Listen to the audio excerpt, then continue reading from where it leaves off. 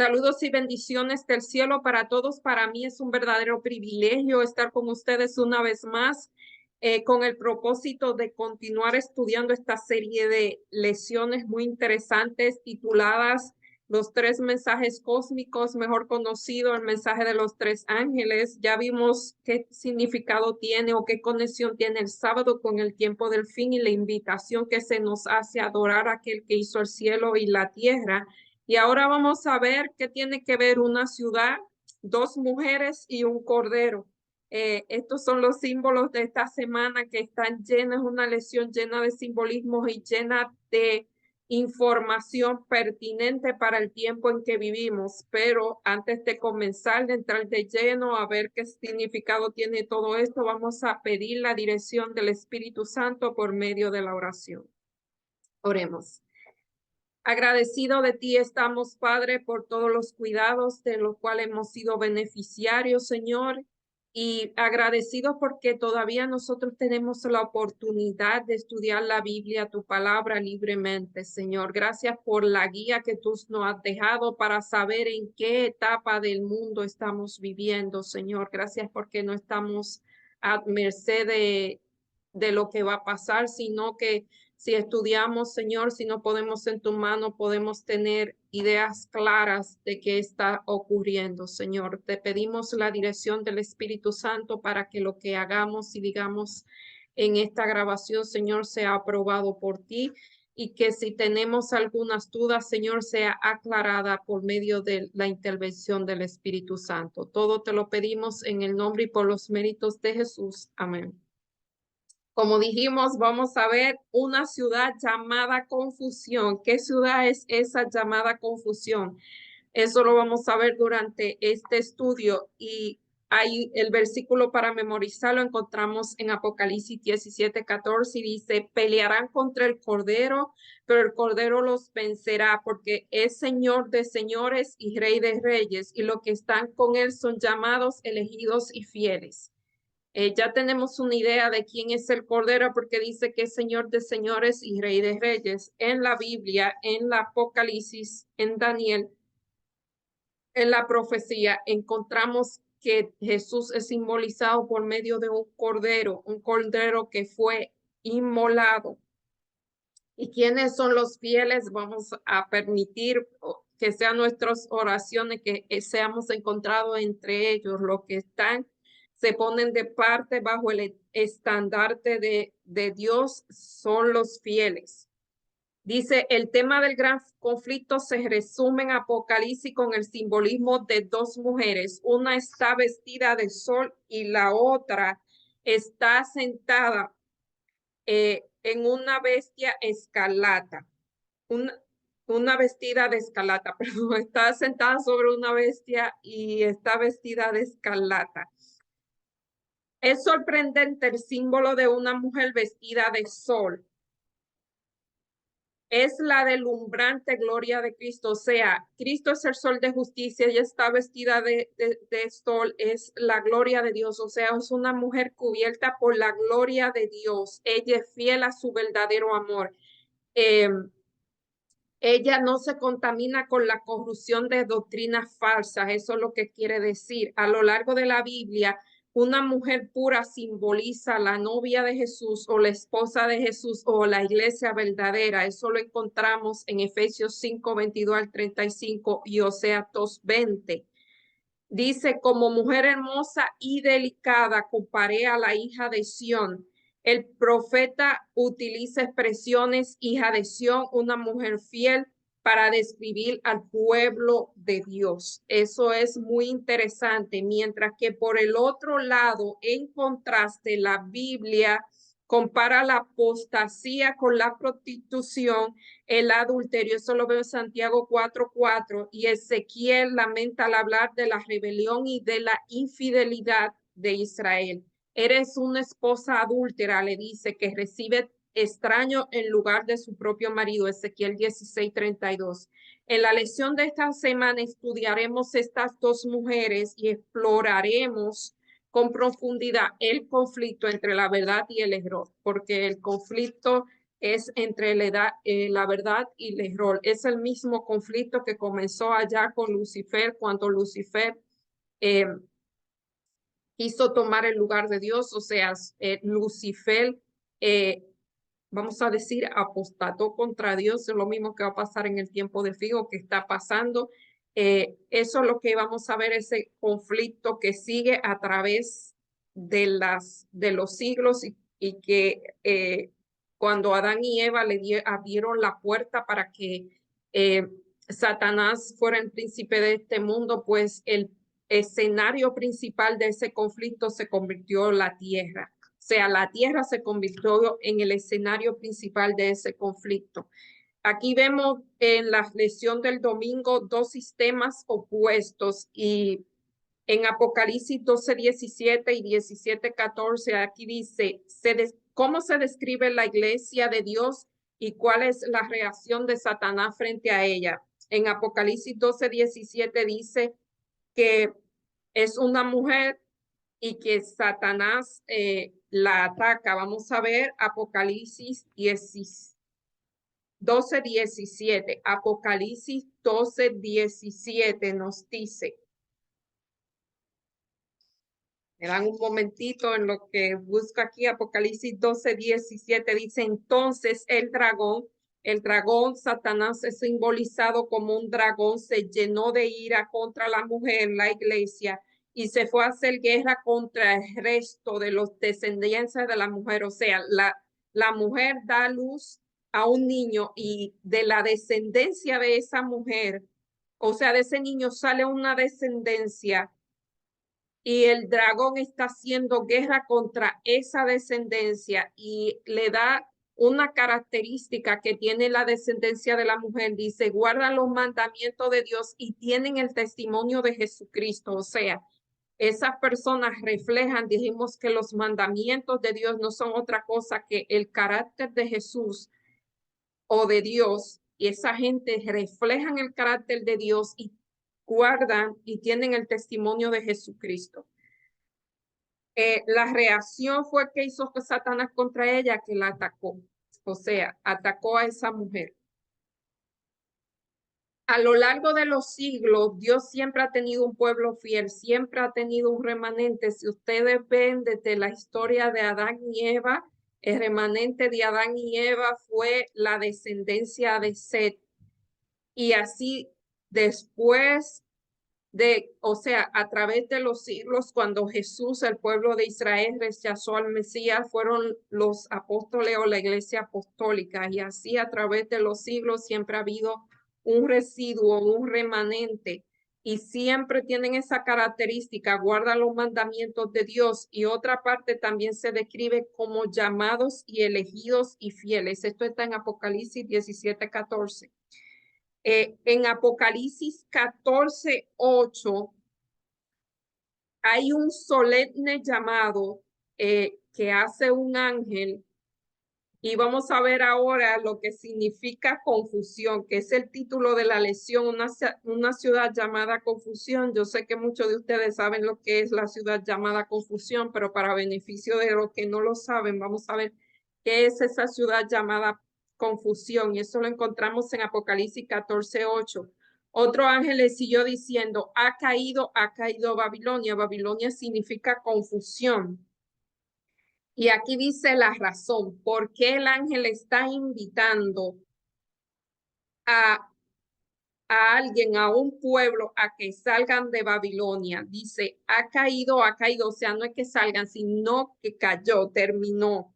¿Y por qué cayó? La gran ciudad, porque ha hecho beber a todas las naciones del vino del furor de su fornicación. ¿Y qué significa el vino del furor de su fornicación? Vamos a ver, como estamos diciendo, estamos mirando símbolos. ¿Qué significa esto? Esto lo vamos a ver más adelante. Dice, Juan escribió el libro de Apocalipsis a fines del siglo I y ya Babilonia, la ciudad había caído. Recordemos que Babilonia fue la ciudad en la cual Daniel fue gobernador y durante la vida de Daniel, Babilonia cayó a manos de los medos y los persas. Entonces, ¿por qué en el siglo I siglos después de la caída de la Babilonia literal, Juan recibe un mensaje que es para el futuro y le está diciendo que ha caído Babilonia. Simplemente estamos hablando de una Babilonia simbólica, una Babilonia espiritual. Entonces, en Apocalipsis, la antigua ciudad de Babilonia es considerada un tipo o un símbolo o una figura de la Babilonia del tiempo del fin. Por eso realmente debemos saber lo que pasó en el pasado, porque lo que pasó en el pasado volverá a pasar en el futuro. Ahora en forma espiritual, vamos a ver, pero también física, que no es Babilonia no es una ciudad como la era antiguamente, ahora es un sistema de creencias. En Apocalipsis, la antigua ciudad de Babilonia es considerada un tipo, eso es lo que queremos decir. Y en la profecía de Apocalipsis, Babilonia representa el sistema babilónico de sistema de religioso falso y tendrá características similares a la que tuvo Babilonia en la Babilonia literal del Antiguo Testamento. Los principios que guiaron a la antigua Babilonia es la misma estructura que apunta a la que va a ser en el tiempo del fin. Y en Apocalipsis 17, 1 al 6, una mujer vestida de púrpura, ya dijimos que la mujer representa una iglesia de púrpura y escarlata. Saben, la púrpura y el escarlata eran los colores que utilizaban los reyes y los emperadores. O sea, que quiere decir que esta mujer tiene un poder político, un poder secular y avanza en forma resuelta sobre el escenario del tiempo. Esta mujer cabalga sobre una bestia de color escarlata y se llama la ramera. O sea, ella está vestida de púrpura y escarlata y está sobre una bestia de púrpura y escarlata, y una bestia son naciones. Ella ha dejado a su verdadero amor Jesucristo y se ha ido atrás de las naciones o de los reyes o de los poderes, o sea, y él ha influenciado a todo el mundo, o sea, una religión apóstata que tiene influencia sobre el mundo completo. Y dice que los reyes de la tierra se han embriagado o han fornicado con, con esas creencias y ha fornicado con ella, y la fornicación no tiene que ver, es un simbolismo de la falsa creencia y la falsa doctrina y sus prácticas. O sea, este poder religioso no solamente es político y es religioso, tiene un sistema de creencia en el cual se juntan las doctrinas falsas con las doctrinas verdaderas. O sea, que hay una mezcla, por eso dice que ha fornicado, porque este poder no habla simplemente la mentira, tiene una mezcla entre la verdad y la mentira. Por eso por eso tiene el símbolo de fornicación. Dice, tanto los dirigentes como la gente común se ha visto influenciada negativamente por este poder. ¿Cuál es la única protección? Nuestra única protección es estar bajo el estandarte de Cristo. Esa es nuestra única protección. Y dice así, el vino de la ira. ¿Qué es el vino de la ira? En Apocalipsis 17, 1 al 2, Apocalipsis 17, 1 al 2 nos dice, vi entonces uno de los 7 ángeles que tenía las 7 copas y habló conmigo diciéndome, ven acá y te mostraré la sentencia contra la gran ramera, la que está sentada sobre muchas aguas. Ya vemos que muchas aguas son pueblos, y esta gran ramera, esta mujer, está sentada sobre muchas aguas. Y dice, con la cual ha fornicado los reyes de la tierra, y los moradores de la tierra se han embriagado con el vino de su fornicación. ¿Cuán extendida es la influencia de Babilonia? O sea, ha fornicado con todas las naciones de la tierra. Todas las naciones de la tierra han tenido que ver con este poder político religioso, la influencia, el sistema eclesiástico caído tiene un alcance internacional que influye en la gente de todo el mundo con sus engaños. Satanás está enfurecido porque, como dijimos la semana anterior y en otra semana, cuando estamos hablando entre la lucha del bien y el mal, solamente estamos hablando entre Satanás, Dios y Satanás, la lucha que hay entre Dios y el enemigo. Simplemente aquí vamos a mostrar a sus seguidores, a los seguidores de Satanás versus los seguidores de Cristo, los instrumentos que Satanás ha usado a través del tiempo para llevar su doctrina de error. Y su doctrina de error comenzó simplemente en el cielo, cuando él comenzó y conquistó la tercera parte de los ángeles, diciendo que Dios era un Dios tirano y que Dios quería que lo adoraran por coerción, o sea, a la mala, vamos a decirlo así. Así fue que comenzó todo y siguió en la tierra con la misma historia cuando fue a donde Adán y Eva y le dijo, oye, no morirás. Dios lo que pasa es que no quiere que ustedes sepan todo lo que él sabe. Ese fue lo que en palabras de aquí, eso fue lo que le dijo a Adán y Eva y a través del tiempo nos está diciendo otras y otras historias. Ahora eh, la mentira es otra. Vamos a ver algunas de las mentiras con que ha fornicado este poder político religioso, o sea, las mentiras que han sido las mentiras que han sido mezcladas con la verdad. Y dice aquí que continúa su explicación, dice que es interesante que el evangelio eterno ha sido predicado a toda nación, tribu, lengua y pueblo, y que el evangelio, entre comillas, del enemigo, que es el error, ha sido difundido a toda nación, tribu, lengua y pueblo. O sea, vemos que siempre el enemigo quiere imitar lo mismo que Dios hace. Dios te dice, predique el evangelio a toda nación, tribu, lengua y pueblo, y aquí nos dice que este sistema político y religioso ha influenciado a todas las naciones de la tierra. Hay una similitud aquí. Dice, por lo tanto, que emplea todo engaño posible para cultivar la mente de los habitantes de la tierra. Realmente la lucha que el enemigo tiene en el campo de batalla, hay un libro que se llama El campo de batalla, la mente realmente en nosotros el campo de batalla se encuentra aquí en la mente, por eso nosotros tenemos que cuidar las avenidas del alma, porque realmente las avenidas del alma son los ojos, la boca, los oídos, el tacto, o sea, realmente el campo de batalla del enemigo es aquí. Tenemos que tener cuidado con eso. Apocalipsis continúa su explicación del ministerio de Babilonia la Grande, así se llama, que declara que ha fornicado, o sea, ha fornicado en el sentido de que esto es un poder religioso y así ha mezclado con el poder político.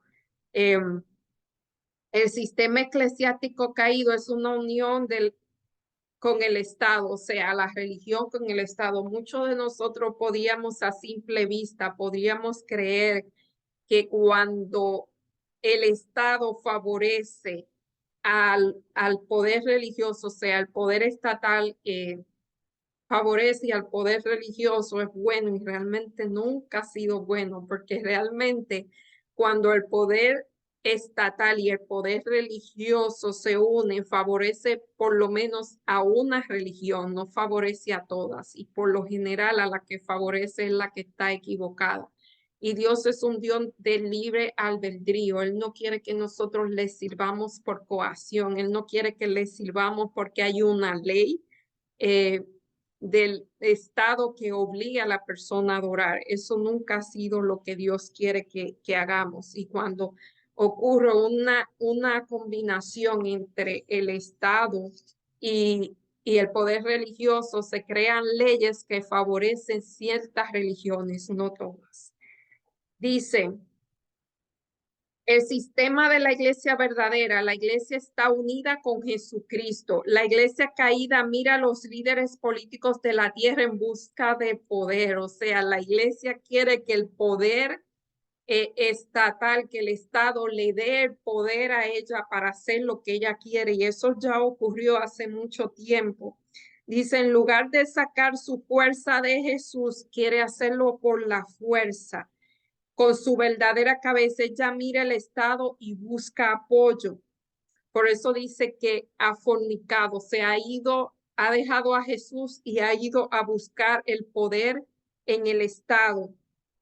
Y quiere que el Estado haga cumplir sus decretos que la favorezcan a ella. Y sus habitantes se han embriagado con el vino de la fornicación. O sea, los habitantes han sido partícipes de todo eso. El simbolismo del jugo de uva puro en el Antiguo Testamento se utiliza para representar la sangre pura de Cristo, inmaculada, derramada en la cruz del Calvario.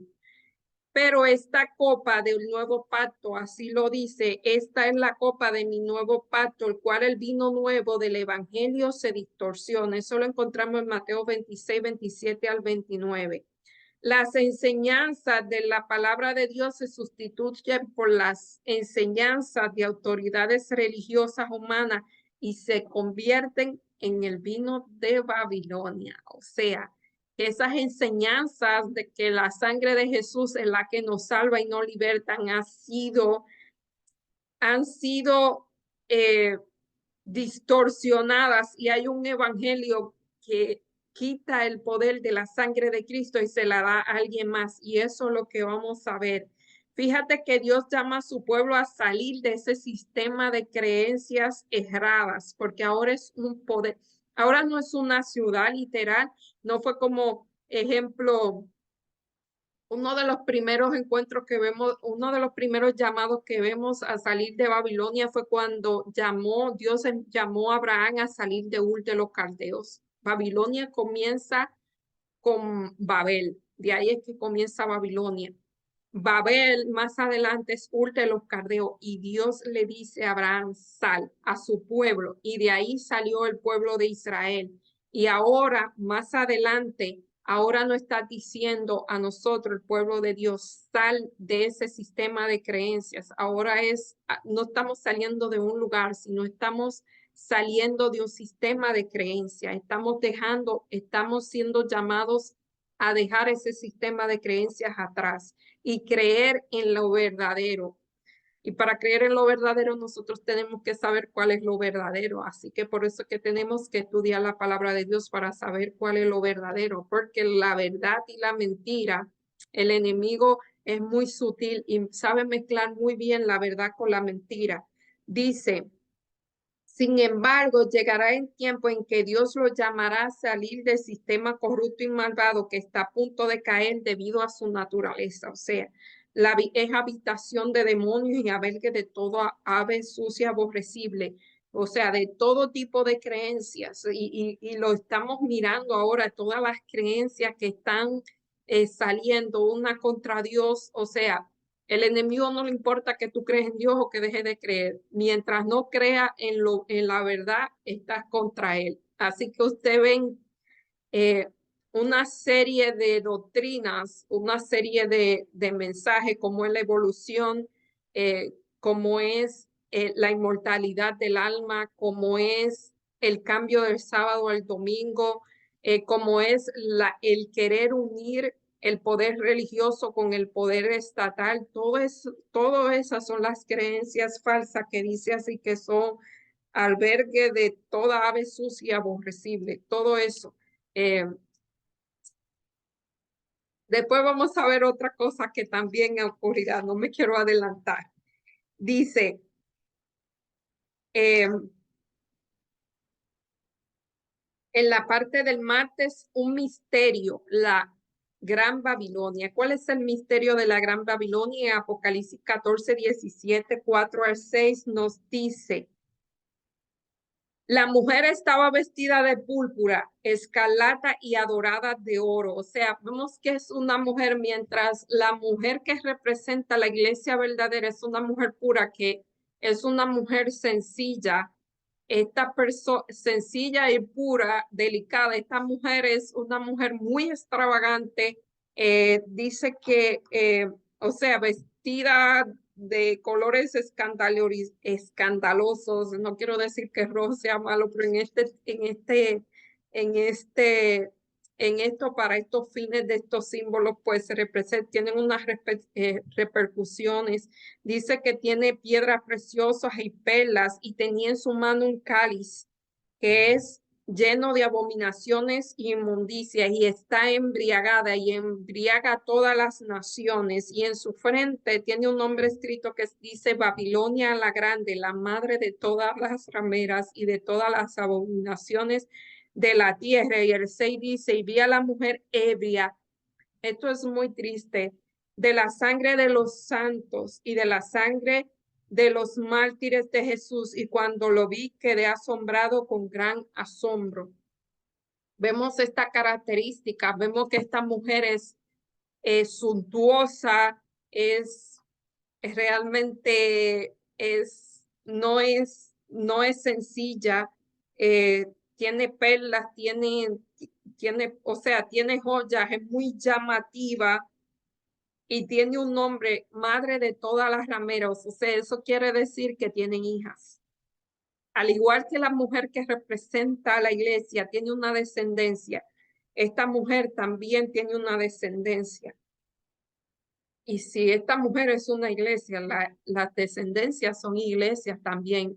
Son iglesias que han adoptado, que se han apartado de la pureza del evangelio y han adoptado creencias bajo la influencia de esta Babilonia, han adoptado las mismas creencias que tiene esta persona. O sea, ese evangelio mezclado, miren.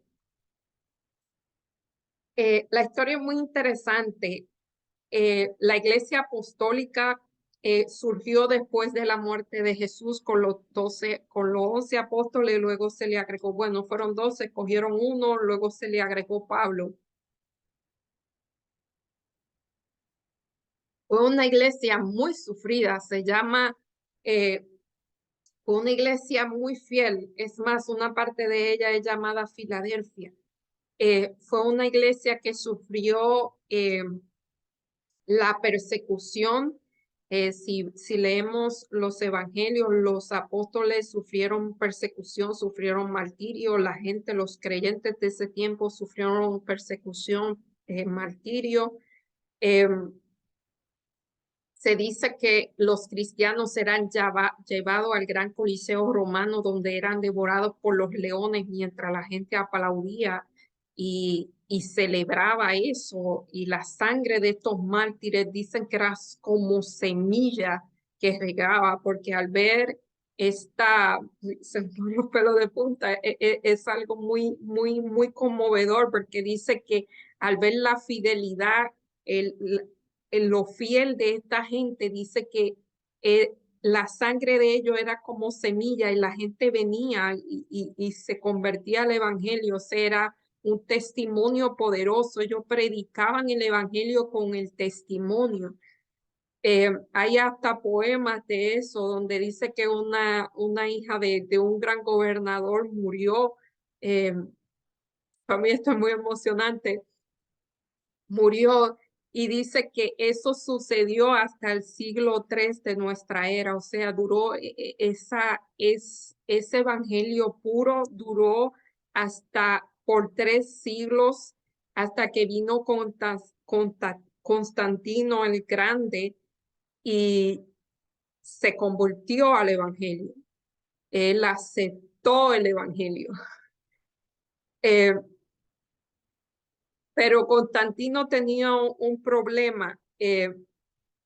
Realmente él quería agradar, era un people pleaser, lo que llamamos, no sé cómo eso se llama en español, pero es una persona que le gusta agradar a todo el mundo. Ese es el problema de la persona que le gusta agradar a todo el mundo, porque no toman un bando.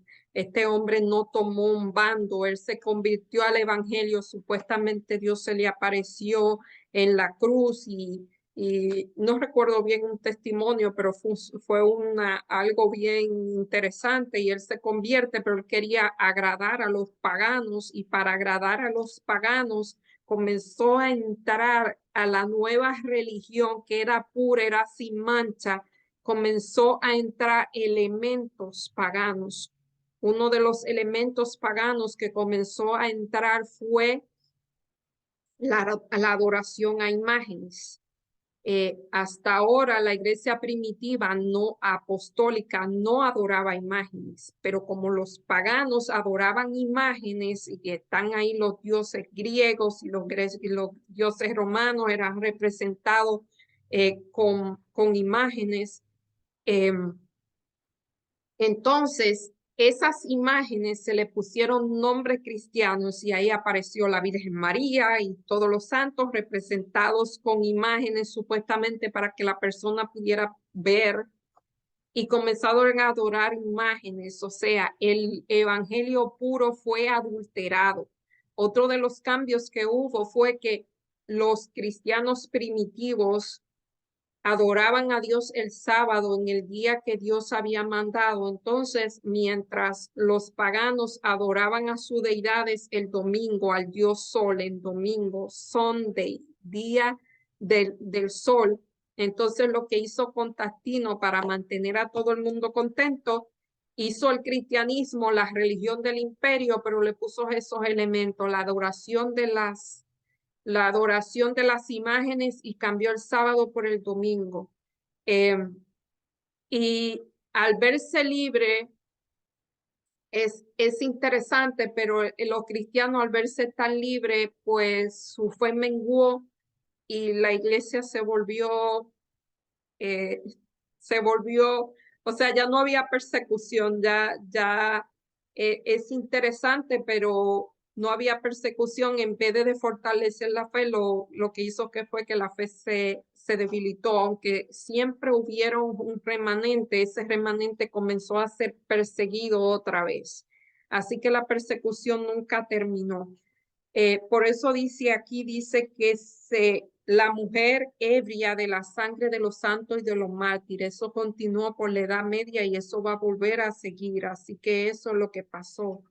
Esa es la copa de la inmundicia, eso es todo lo que ocurrió y va a volver a ocurrir realmente. Cuando la iglesia se une con el Estado es caótico. Y aquí dice que los dos sistemas religiosos, uno se apoya en la verdad de la Biblia y otro se apoya en tradiciones. Eso pasó con Constantino en la iglesia primitiva. Comenzaron a entrar un montón de tradiciones que eran paganas, pero convertidas, disfrazadas con la verdad. Y entonces no se sabía cuál era la verdad y él era el error. Pero aquí dice que la diferencia entre una de la iglesia y otra, una es que una se apoya en tradiciones humanas creadas por humanos, mientras otra está confiada, fue la iglesia que Jesús edificó, está construida en el amor y no la violencia. ¿Por qué decimos la violencia? Porque este sistema religioso obliga a la gente, quiere crear leyes para que la gente adore a Dios. O sea, quiere conseguir la adoración de Dios por medio de leyes y eso de verdad no puede ser así. Estos dos sistemas religiosos, el primero revela confianza en Jesús y dependencia en su palabra. El segundo revela confianza en la autoridad humana y dependencia en líderes religiosos. Uno es la fe de Jesús cristocéntrica que depende totalmente de la gracia de Cristo y la expiación de Cristo para la salvación. El otro es un enfoque humanista de la fe que reemplaza la dependencia total de Cristo en la salvación. Y tenemos que vemos que esto no es un lugar, esto no es un lugar físico, estos son creencias realmente. Un llamado al compromiso. La exaltación de Apocalipsis es un llamado urgente al compromiso, sumiso en el simbolismo de las mujeres en Apocalipsis. Aunque a veces pareciera que el pueblo de Dios será derrotado, porque siempre el pueblo de Dios va a ser una minoría. Dice que nosotros sabemos que quién triunfará y lo que triunfará será la iglesia de Cristo al final de los tiempos. En Mateo 16:8,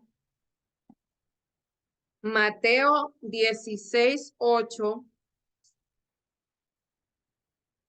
nos dice, y yo también te digo que tú eres Pedro, y sobre esta roca edificaré mi iglesia y la puerta del Hades no prevalecerán contra ella. Una de las confusiones que se han introducido, que ha introducido este poder, es que la iglesia de Cristo está fundada sobre un hombre que es Pedro.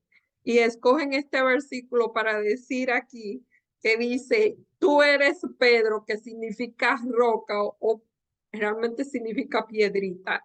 Y él dice, sobre esta roca que soy yo, voy a edificar mi iglesia. O sea, la iglesia de Cristo está edificada sobre Cristo, no sobre un hombre pecador como Pedro. Pero la mala interpretación de ese versículo surge una de las creencias que realmente surgen por ahí. Y dice Apocalipsis 17:14. Nos dice, cuando llegaron al gentío, vino a él un hombre que se arrodilló delante de, perdón, eso no es, Apocalipsis 17:14.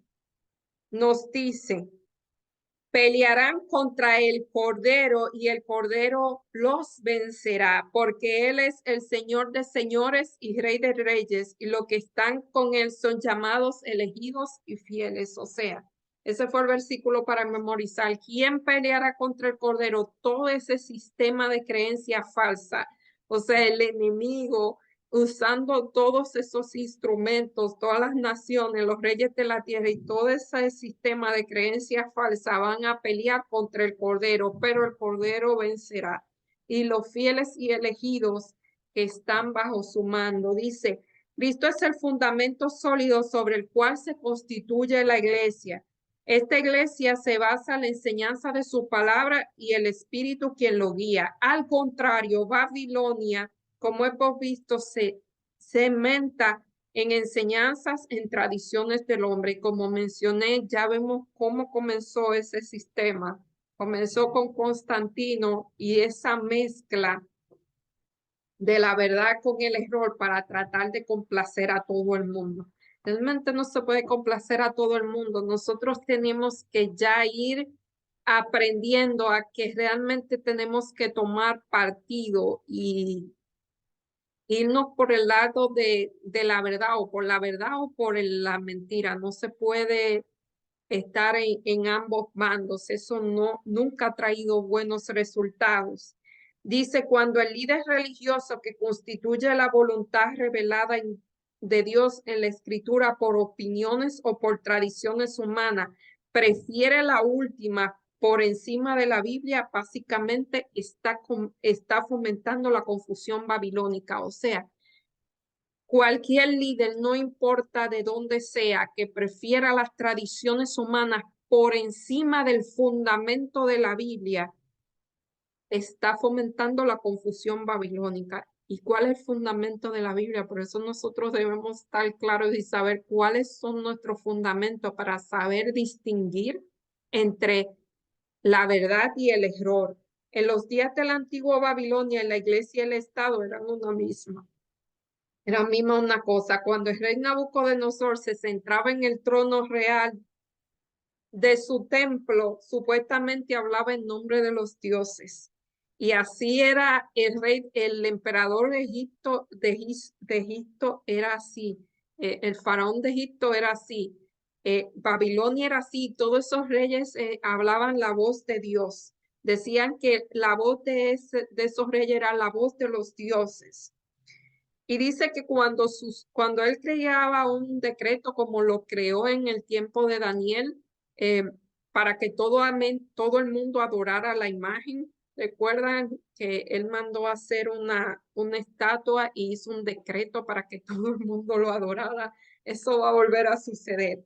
Fíjense que ellos se basan, y cuando hablo de ellos, este sistema de doctrina se vale de decretos para hacer que se haga su voluntad, no es voluntario, no es el libre albedrío. Fíjense cómo es.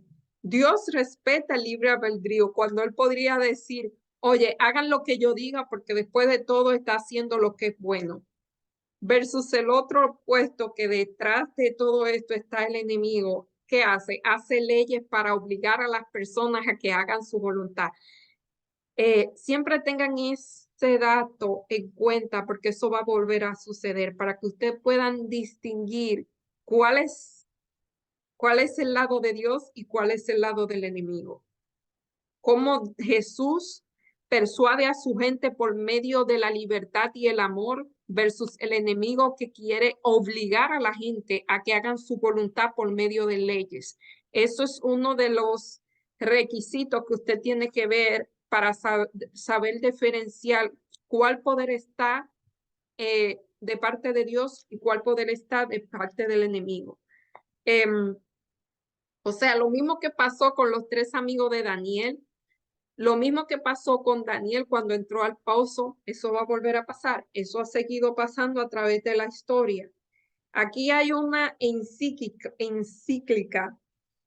Una encíclica es una carta que el Papa escribe a sus fieles cada cierto tiempo.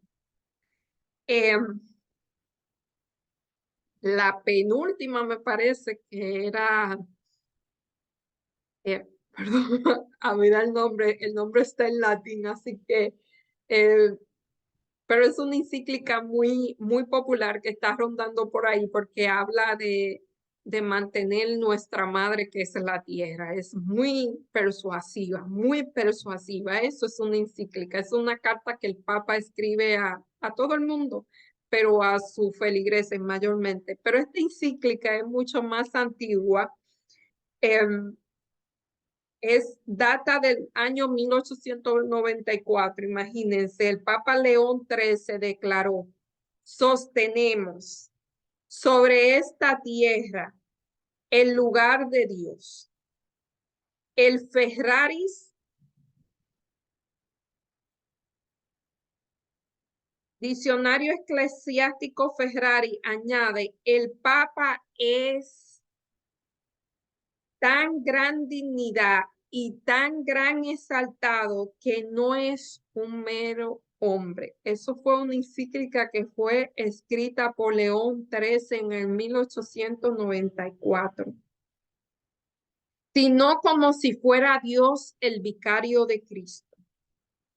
O sea, este poder representado por este sistema religioso, o sea, este poder encabezado por este sistema religioso, porque es un grupo de doctrinas y creencias, pero está encabezado por este poder religioso, cree que este señor que se siente en el trono de Roma es más que un hombre, es Dios, es el vicario de Cristo, es el representante de Dios en la tierra. ¿Y qué nos dice segunda de Tesalonicenses 2:4 acerca de eso? Dice: se opondrá, se saltará contra todo lo que se llama Dios o que se adora, hasta sentarse en el trono de Dios, haciéndose pasar por el mismo Dios. O sea, esas son unas características que forman parte de este poder.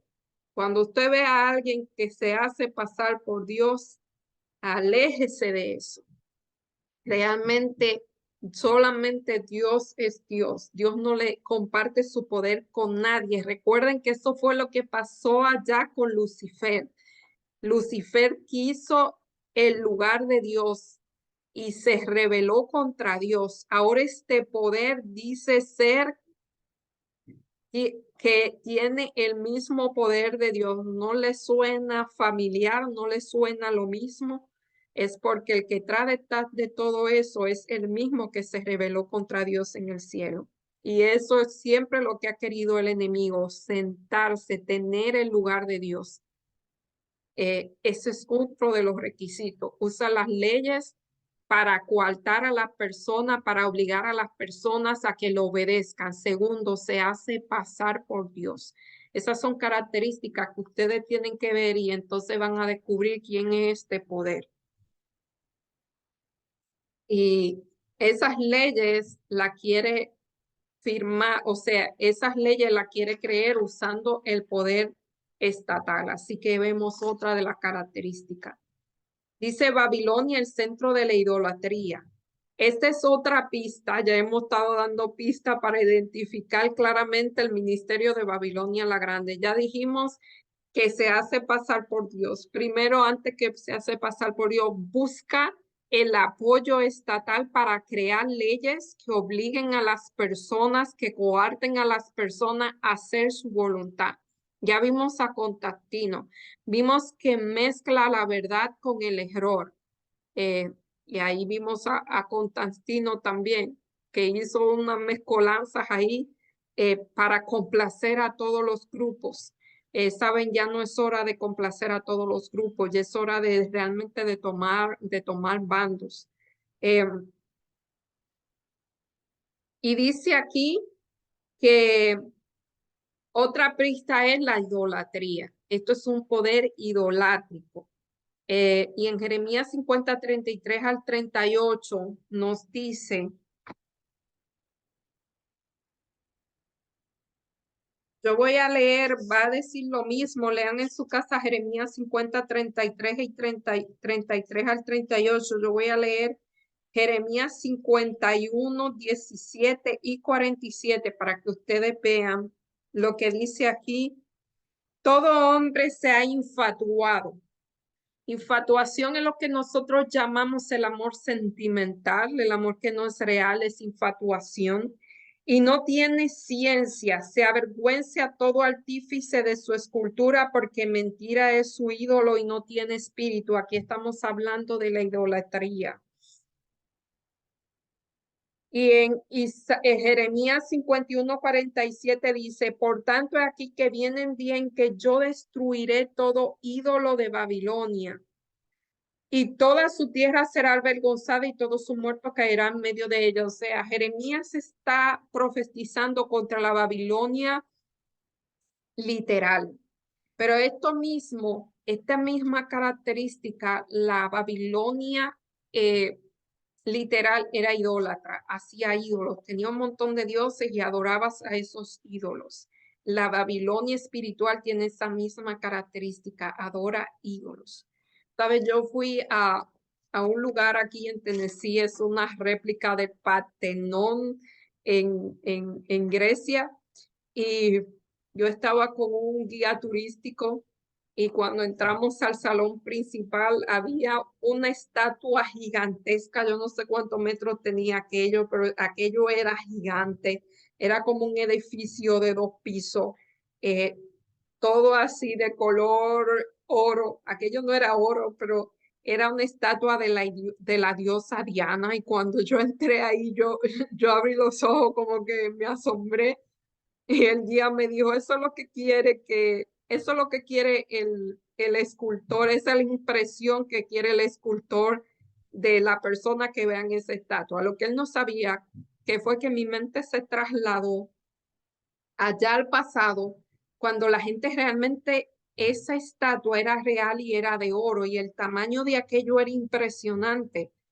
Y eso era lo que adoraban los corintios a la diosa Diana y la tenían gigantesca. O sea, en la antigua Babilonia, la antigua Roma, Grecia, eran esculturas increíblemente impresionantes, gigantes. O sea, eran pueblos idólatras. Y si vemos que de ahí esas creencias se fueron arrastrando, fíjense que esto es Grecia, la creencia, aunque Grecia fue conquistada, todas esas creencias, todo ese sistema de creencias se ha mantenido y ha llegado hasta nosotros y vemos que este poder es idólatra también. Es más, este poder hizo cambiar el segundo mandamiento que dice que no adorará imágenes, lo quitó. Es más, quitó 2 mandamientos, quitó el cuarto.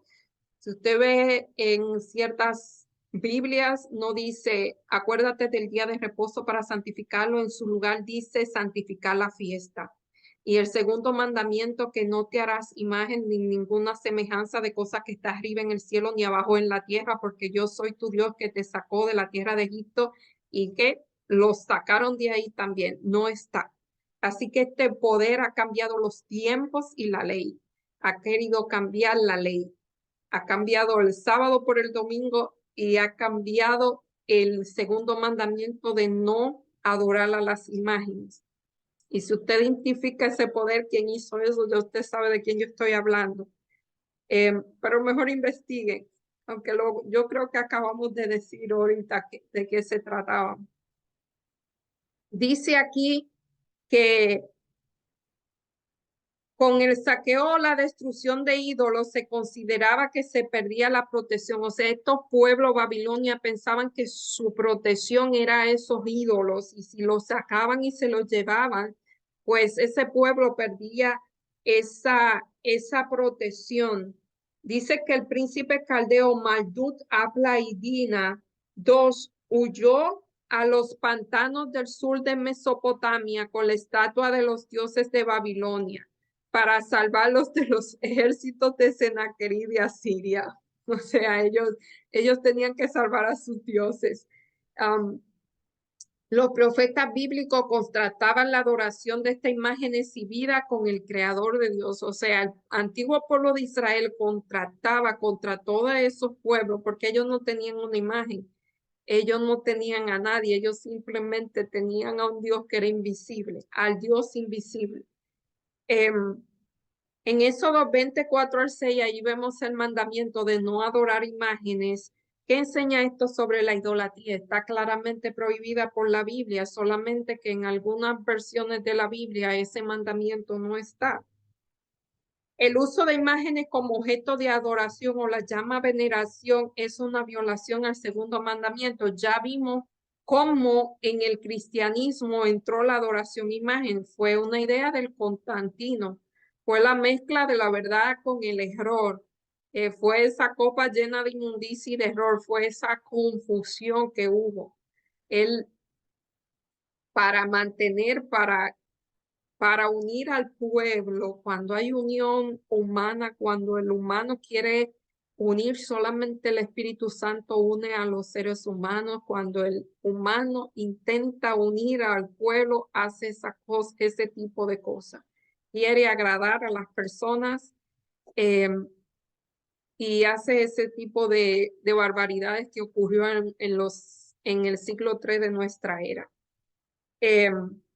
Ya en la parte del viernes dice, el mensaje de Apocalipsis 14 que anuncia la caída de Babilonia debe aplicarse a las comunidades religiosas que en un tiempo fueron puras y luego se han corrompido. ¿Cómo se han corrompido? Se han corrompido porque han aceptado esas creencias que no están basadas en la Biblia, que son tradiciones humanas, que son de hechuras humanas. Ellas han aceptado esas tradiciones, así que es muy fácil identificar ese tipo de iglesia. En vista de que este mensaje sigue a la advertencia del juicio, debe ser proclamada en los últimos días, por tanto, no puede referirse solo a la iglesia romana. Aquí ya lo digo. Si vimos la Gran Babilonia tiene hijas. Esas hijas son esos sistemas religiosos que han adquirido esas creencias hechuras, que son hechuras de hombre. Dice así, por tanto, no puede referirse solo a la iglesia romana, pues dicha iglesia está en condición caída desde hace siglos. O sea, en el conflicto de los siglos, la página 433 se menciona que la caída de Babilonia no puede ser, o que ha fornicado, o sea, cuando dice que ha fornicado con el vino de su fornicación, no puede referirse a Roma, a la iglesia romana, porque hace tiempo que ella ha hecho eso. Se está refiriendo a las iglesias protestantes que han aceptado las doctrinas de Roma. O sea, por mucho tiempo las iglesias protestantes, por eso se llamaban protestantes, protestaban contra ese sistema de creencia, pero al pasar del tiempo, esas creencias fueron siendo absorbidas por los protestantes, ya casi ni siquiera son protestantes, ya están muy parecidas a la iglesia de Roma. Entonces, esto lo estoy diciendo con mucho respeto, no es la iglesia, es el sistema realmente, son esos sistemas, eh, ya están muy parecidos, las mismas iglesias romanas dicen que ¿por qué las iglesias protestantes guardan el sábado si eso fue invención suya? Ellos fueron los que cambiaron la santidad del sábado, lo cambiaron por el domingo. ¿Por qué ellos lo hacen? Si fueron ellos, o sea, están aceptando lo que Roma hizo, así que ellos mismos lo dicen, son sus hijas. La historia de los 3 hebreos a quienes se le ha ordenado adorar a la estatua de oro de que el rey Nabucodonosor levantó en la antigua Babilonia se erige como un símbolo, un modelo de lo que sucederá. Esto volverá a pasar. Babilonia va a ser un decreto para que todo el mundo adore. Ahora no va a ser una imagen, pero que todo el mundo haga lo que ellos quieran. Y esto que pasó con los 3 hebreos, van a haber personas que como los 3 hebreos se van a levantar, se van a oponer a estas leyes, pero van a haber otro que como el resto del pueblo adoró, o sea, obedeció esa ley. Si ven, los 3 hebreos eran una minoría, así que el tiempo del fin va a ser una minoría. Es interesante que el mandamiento que los 3 hebreos no quisieron violar, el segundo, era uno de los 2 mandamientos que este poder, que en otra parte se describe tratando de cambiar los tiempos y la ley, había falsificado. ¿Cuál era el otro mandamiento que falsificó? Yo lo acabo de decir, el 4º mandamiento, que como hemos visto y volveremos a ver, se encuentra en el centro de la ley de Dios y que es una invitación a adorar y se dará decisivo en el tiempo del fin. Vemos que los 2 mandamientos que han sido afectados tienen que ver con la adoración. Uno está diciendo, no adore imágenes, adora a Dios. Y otro está diciendo que santifica el día sábado, adora a Dios en el día sábado porque Él es el creador del cielo y la tierra. Vemos, los 2 tienen que ver con adoración. ¿Qué era lo que Lucifer ha querido siempre? Que lo adoren a Él en vez de Dios. Mientras Jesús dice, escógenme a mí, Satanás está diciendo lo mismo. Realmente están diciendo ambos lo mismo. Así que esta lección es muy interesante, realmente para mí es un poquito difícil tratar de explicarla, así que me disculpan para mí porque veo, para mí es mucha información tratar de desglosar todo eso y si lo mezclamos con la historia, con lo que pasó, es muy importante que nosotros sepamos lo que pasó en el pasado, valga la redundancia, para poder entender qué pasó en el futuro.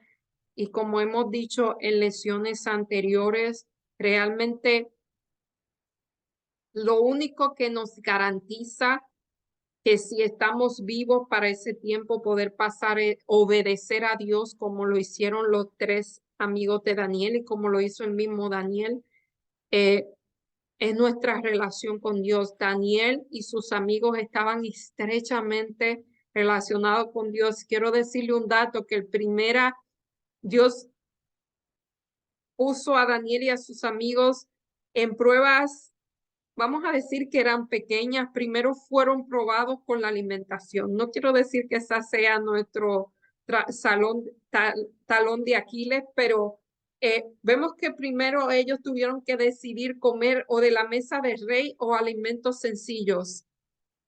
O sea, fue una prueba en comparación, fue una prueba pequeña. Ellos decidieron por los alimentos sencillos. Luego la prueba se incrementó y no sabemos dónde estaba Daniel, pero los amigos de Daniel fueron la prueba se incrementó y fue una prueba de adoración, de lealtad a Dios. Quizás si ellos no hubiesen podido vencer la primera prueba, la de comer de la mesa del rey o comer alimentos sencillos, no hubiesen podido eh, decidir por Dios cuando se incrementó la prueba, cuando la prueba fue muchísimo mayor. Así que Dios primero nos prueba en las pequeñas cosas y después nos va incrementando. Si nosotros no somos fieles en las primeras cosas, no estoy diciendo que es la alimentación, pero podría ser.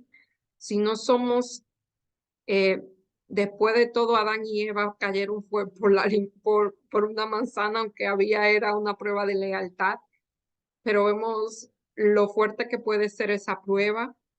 Si nosotros, Jesús también en el desierto fue por el asunto de la comida, Daniel y sus amigos por el asunto de la comida, luego fue la prueba de adoración, así que eso es un mensaje para nosotros. No estoy diciendo que eso es, pero vuelvo y digo, Dios nos está probando a diario y si nosotros no somos capaces de vencer esas pruebas, no vamos a ser capaces de vencer las grandes, se lo digo, no vamos a ser capaces. Así que mi invitación, y no sé, la invitación de este lector es ponernos de parte de Dios, aunque se desplomen los cielos y la tierra. No podemos complacer a todos, realmente nosotros tenemos ya que tomar bandos, ponernos de parte de Dios en las pequeñas cosas de la vida para que si estamos vivos cuando esto ocurra, nosotros podamos ponernos de parte de Dios en situaciones más fuertes. Así que sin más me despido, yo le invito a estudiar esta lección, a buscar más información. Hay mucha información en el conflicto de los siglos.